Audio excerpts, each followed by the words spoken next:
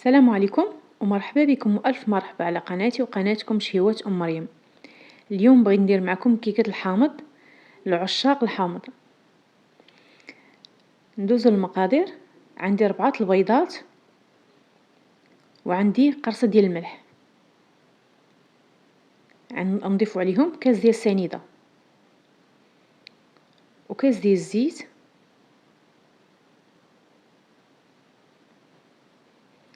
والعصير ديال الحامضة والقشرة ديالها. انا هادشي غادا نطحنو بالطحان اليدوي.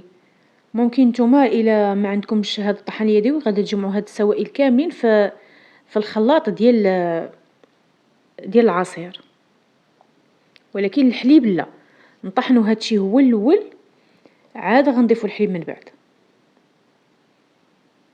بهاد الطريقه كتجي الكيكه عندها واحد الطعم مختلف على جميع الكيكات اللي ذقتهم ديال الحامض، كيجي عنده واحد الطعم خاص.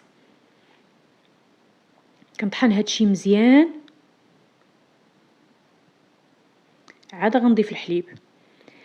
جميع لا البيض ولا الزيت ولا كلشي يكون عندكم بدرجة حرارة الغرفة، كلشي. الحليب في الحال بارد دفيه شوية كاع. وعندي 3 الخمارات، والطحين عندي 3 الكيسان قل ربع. ممكن توصلوا حتى ل3 الكيسان على حسب النوعية ديال الطحين. انا هنا عندي 3 الكيسان الى ربع، ممكن داك الربع على حسب نوعية الطحين، كاين اللي غيزيدو كاين اللي لا. المهم نتوما حطوا حداكم 3 الكيسان ولكن ما تضيفوهمش كاملين حتى تشوفوا. وهنا عندي الصينيه ديالي، نتوما ديروا المول الشكل اللي بغيتو. هنا عندي صينيه مدهونه بالزبده. اللي عنده الزبده دائما المول كندهنو بالزبده، تتعجبني تكون مدهون بالزبده كيجي احسن. اللي ما عندوش الزبده يدهن بالزيت ويرش بشويه طحين. اما لا درتو الزبده ما تحتاجوش طحين. كنخوي الخليط ديالي وغادا ندخل الكيكه ديالي الفران بارد حتى ندخل الكيكه عاد نشعل عليها.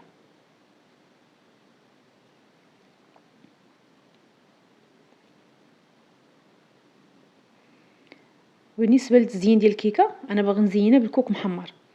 هاد الكيكه ديال الحامض كتواتم مع الكوك، وخصوصا الا كان محمر كيعطي واحد النسمه زوينه، كنتمنى تجربوها.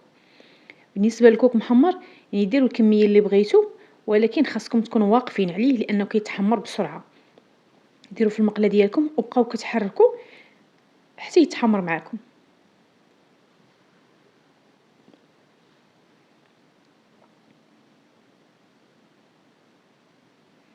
شفتوا معايا؟ انا في هذه المرحله راه تحمر معايا. هنا الكيكه ديالي بعد ما طابت، راه القطر ديال القياس ديال المول 20 على 30، يعني راه مول كبير. اللي بغي الكيكه كتجي عاليه بزاف ممكن يدير مول صغير. انا راه تبارك الله راه كتجي حجم كبير. كندهنها بالناباج او الكوفيتير او عسل، اي حاجه موجوده عندكم غادا دهنوا بها الكيكه ديالكم. هنا تزيين اختياري. هنا عندي الكوك محمر والكوك عادي. غادا ندير مستطيلات باش يجي مستطيل كوك محمر، مستطيل الكوك عادي. كما كتشوفوا معايا دايره جوج ورقات وهما اللي كنزين بهم باش يجوني زين مقاد.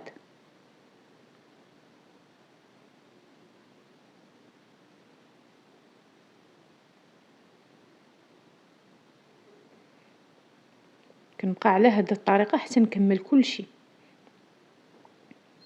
بالنسبه للطياب ديال الكيكه ما قلتش لكم راه تقريبا غتاخذ معاكم ساعه، من 50 دقيقه حتى لساعه، لان كنكونوا دايرينها في الفران بارد، داكشي علاش.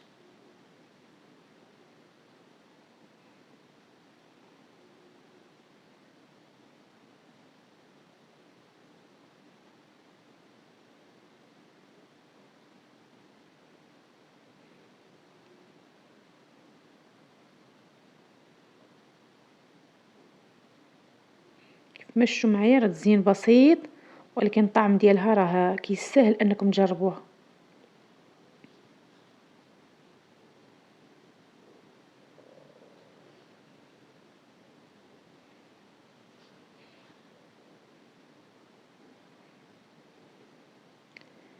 هنا من بعد ما زينتها غنقطع معاكم واحد الطريف باش تشوفوها من الداخل. الرطوبة راه كتجي رطبة لواحد الدرجة ما غاديش تخيلوا.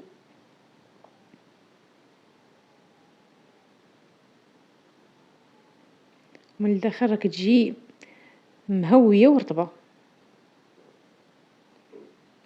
كنتمنى تجربوها. اللي عجبته الوصفة ديالي يشترك معايا في القناة فضلا وليس أمرا. شكرا.